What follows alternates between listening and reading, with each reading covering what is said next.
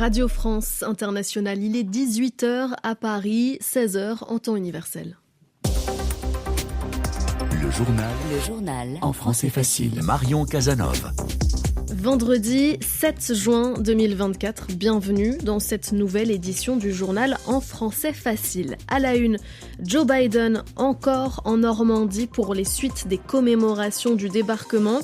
Dans un discours, le président américain compare les menaces qui pesaient sur l'Europe il y a 80 ans à celles d'aujourd'hui avec la guerre en Ukraine. En France, Volodymyr Zelensky, président ukrainien, s'exprime devant les députés. Il remercie la France pour son soutien et défend une Europe plus forte que le mal. Cuba va accueillir la semaine prochaine des navires de la marine russe. Et puis le Japon veut comprendre ce qu'il se passe dans son ciel. Il lance un groupe de travail sur les ovnis, les objets volants non identifiés. Joe Biden, le président américain, est resté en Normandie aujourd'hui. Il a participé hier aux commémorations du débarquement des Alliés. Le chef d'État a prononcé tout à l'heure un dernier discours dans la région. Il était sur la pointe du Hoc, un lieu historique. C'est ici que des combattants alliés ont mené un assaut très risqué il y a 80 ans. Joe Biden a rendu hommage aux soldats qui ont combattu en 1944 et il fait le parallèle avec l'actualité et le retour de la guerre en Europe. Ils se sont dressés contre l'agression d'Hitler.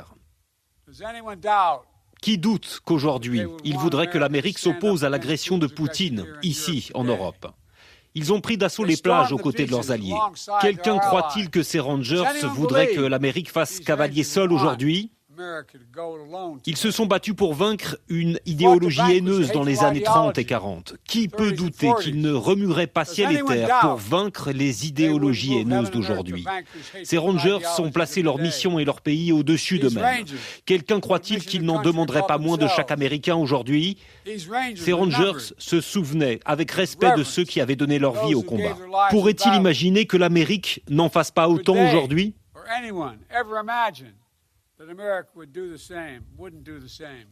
Joe Biden, le président américain, continue d'ailleurs d'affirmer son soutien à l'Ukraine.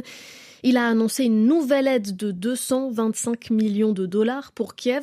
Le président ukrainien Volodymyr Zelensky est justement resté en France, lui aussi, après les commémorations du D-Day, du débarquement. Aujourd'hui, à Paris, il a parlé devant les députés à l'Assemblée nationale. Lui aussi a comparé le débarquement de 1944 avec la situation de son pays. Aurélien Devernois. France, je vous remercie.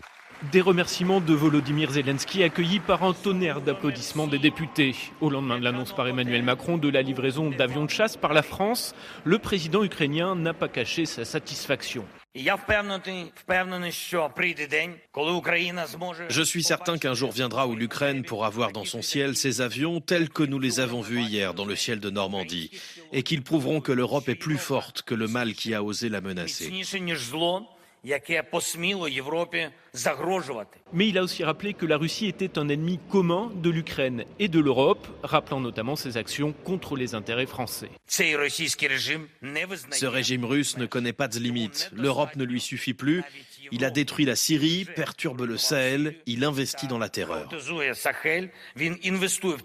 Poutine, c'est l'anti-Europe, a martelé Volodymyr Zelensky, tout en affichant son optimisme pour une solution diplomatique au conflit, avec la conférence pour la paix organisée en Suisse la semaine prochaine.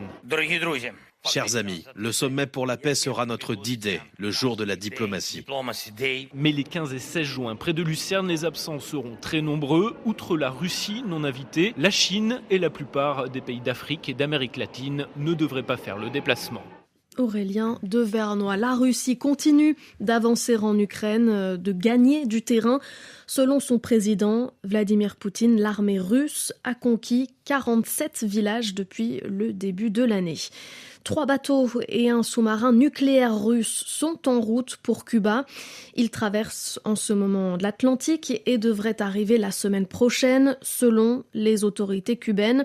Un accueil au nom, je cite, des relations historiquement amicales entre Moscou et la Havane. Bonjour Vincent Souriau. Bonjour. Face au soutien répété de l'Occident à l'Ukraine, la Russie montre qu'elle peut montrer les muscles, y compris dans le jardin de Washington. Et oui, la marine russe devrait rester environ 8 jours dans les Caraïbes.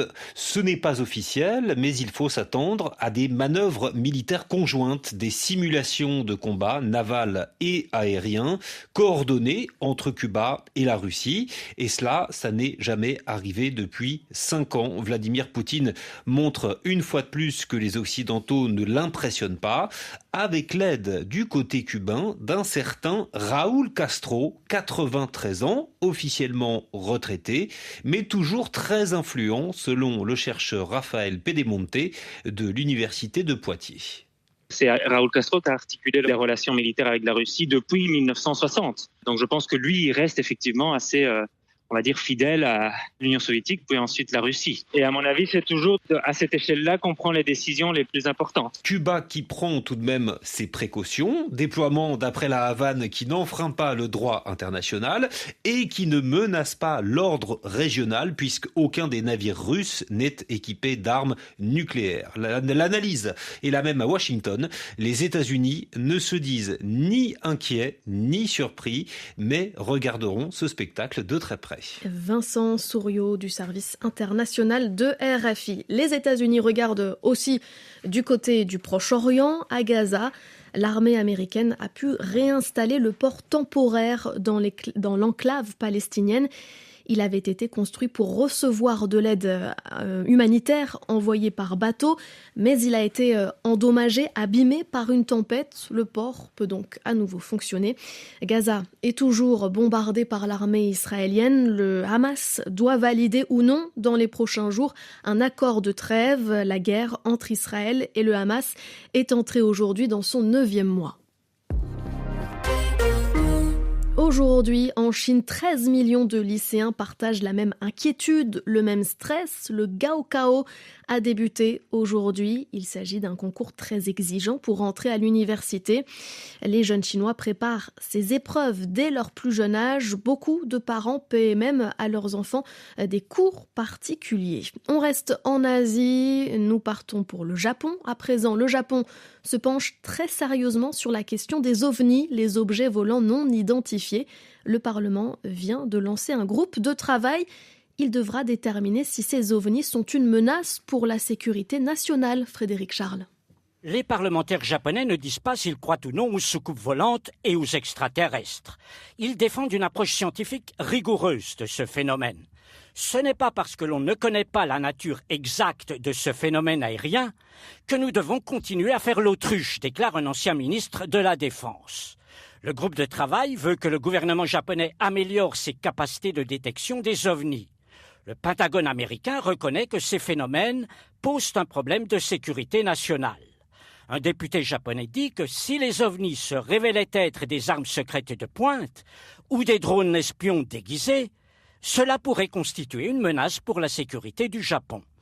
Dans la culture japonaise, les ovnis relèvent des sciences occultes, de la magie, et n'ont rien à voir avec la politique, constate un autre parlementaire. Le ministère japonais de la Défense a estimé que plusieurs ovnis aperçus dans l'espace aérien japonais ces dernières années étaient sans doute des ballons espions chinois. Frédéric Charles, Tokyo, RFI. Retour sur Terre. Plus précisément sur la terre battue de Roland-Garros. Le tournoi de tennis touche à sa fin. Les demi-finales hommes ont lieu en ce moment avec un match Yannick Sinner, Carlos Alcaraz que vous suivez, Olivier Pron. Un match qui se poursuit dans un 5e set. 3h30 de jeu, 2 sets partout, mais semble-t-il enfin Carlos Alcaraz, le numéro 3 mondial, qui semble prendre le dessus. Nous sommes au tout début de la 5e et dernière manche. Il mène 1-0 et il a une occasion là sur un superbe passing shot, un superbe coup de revers, de prendre le service de Yannick Sinner pour mener 2-0 et donc prendre une option sur une première finale à Roland-Garros pour le numéro 3 mondial. Olivier Pron à Roland-Garros. Il est 18h10 à Paris, 16h10 en temps universel.